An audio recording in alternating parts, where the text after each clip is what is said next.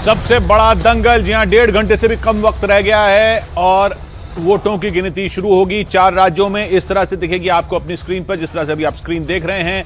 Screen के ऊपर बाईं तरफ आपको हर तरह के फैक्टर, बीजेपी के दिग्गज और हर सीट पर, हर राज्य के हर क्षेत्र के बारे में पूरी जानकारी मिलेगी। जैसे अभी आप बुंदेलखंड देख रहे हैं मध्य प्रदेश में, जहां 26 सीटें हैं, उनमें बीजेपी और कांग्रेस और अन्य में कैसे बटेंगी। ग्वालियर चंबल की 34 सीटें जो हैं अभी आप स्क्रीन पर देख रहे हैं, वो कैसे बटेंगी। अभी 0-0 है।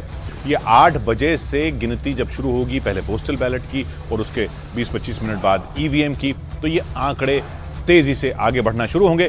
दाईं तरफ ऊपर स्क्रीन पर आप देख रहे हैं बड़े चेहरे, वो कौन सी जगहों से लड़ रहे हैं, उन सीटों पर वो जीत रहे हैं, हार रहे हैं, आगे हैं, पीछे हैं, वो सब एक एक चेहरे के बारे में आपको दिखेगा। चारों राज्यों के, याद रखिए 5 राज्यों में चुनाव हुए, आज नतीजे सिर्फ 4 के आ रहे हैं, क्योंकि मिजोरम का नतीजा कल आएगा। 4 कौन से राज्य? मध्य प्रदेश, राजस्थान, छत्तीसगढ़ और तेलंगाना। या तेलंगाना जहां केसीआर की पार्टी की सत्ता थी, छत्तीसगढ़ जहां कांग्रेस की सत्ता है, जहां राजस्थान जहां कांग्रेस की सत्ता है, और बीजेपी की सत्ता है मध्य प्रदेश में, जो पिछली बार कांग्रेस जीती थी लेकिन अब बीजेपी की सत्ता है।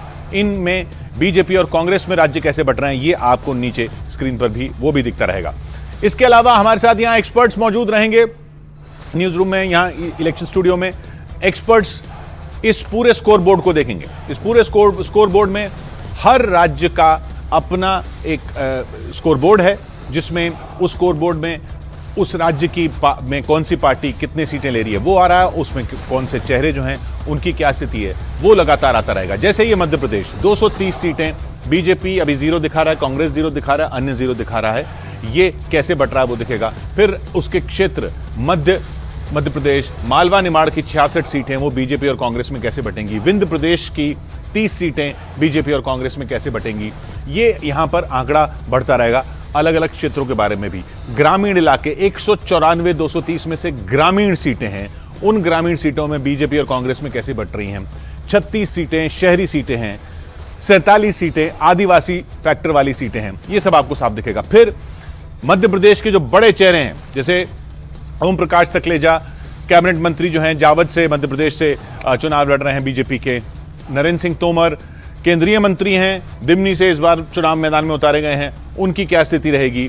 अरविंद भदौरिया कैबिनेट मंत्री हैं बीजेपी के, अटेर मध्य प्रदेश से, वो चुनाव लड़ रहे हैं। इसके बाद फिर इसी तरीके से छत्तीसगढ़, जहां बीजेपी कांग्रेस और अन्य में कैसे बट रहा है, और यहां पर आदिवासी 33 सीटें हैं, उनमें क्या हो रहा है।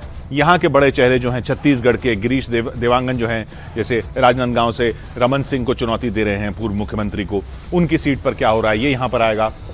इसी तरीके से यहाँ पर राजस्थान के पूरे नतीजे आएंगे पार्टी वाइज, फिर वहाँ के अलग अलग इलाकों के, बीकाणा के, मेवाड़ के, बीकाणा की 23 सीटें आप देख रहे हैं, मेवाड़ के भी आप 28 सीटें जैसे स्कोर बोर्ड पर देख रहे हैं। फिर यहाँ के बड़े चेहरे, प्रताप सिंह खाचरियावास सिविल लाइन्स जयपुर से चुनाव लड़ रहे हैं, सिविल लाइन सीट से। महंत बालकनाथ तिजारा से चुनाव लड़ रहे हैं, लोकसभा सांसद हैं, और कई लोगों का तो कहना है कि अगर बीजेपी जीतती है तो वो मुख्यमंत्री की रेस में भी रहेंगे। भरतपुर राजघराने के राजा विश्वेंद्र सिंह कांग्रेस से चुनाव लड़ रहे हैं डीग से, और आरएलडी के सुभाष गर्ग को इस बार चुनाव लड़ रहे हैं भरतपुर से। उधर जगत सिंह, नटवर सिंह के बेटे जगत सिंह नदबई से चुनाव लड़ रहे हैं। ये सारे चेहरे एक एक करके आते रहेंगे।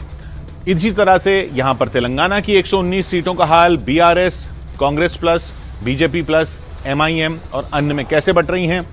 फिर तेलंगाना के बड़े चेहरे, ई राजेंद्र जो है, इटाला राजेंद्र बीजेपी से लड़ रहे हैं, पहले साथी थे केसीआर के गजवेल से, और गजवेल से अब केसीआर को चुनौती दे रहे हैं। केसीआर जो मुख्यमंत्री हैं वो गजवेल से चुनाव लड़ रहे हैं, और कामरेड्डी से चुनाव लड़ रहे हैं। 2 सीटों से केसीआर चुनाव लड़ रहे हैं। इसी तरह से तेलंगाना के अलग अलग इलाके, ग्रामीण इलाके 75 सीटें हैं 119 में, वो कैसे बट रही हैं, ये सारा स्कोर यहाँ आता रहेगा। शहरी इलाके 44 सीटें हैं, वो कैसे बढ़ रही हैं, ये स्कोर यहां पर आता रहेगा। और इसके हिसाब से, इसी आधार पर यहां पर एक्सपर्ट्स रहेंगे जो विश्लेषण करते रहेंगे। इसके अलावा जिलेवार नतीजे भी यहां पर पूरे एक के बाद एक आपको यहां पर स्कोर बोर्ड पर दिखते रहेंगे।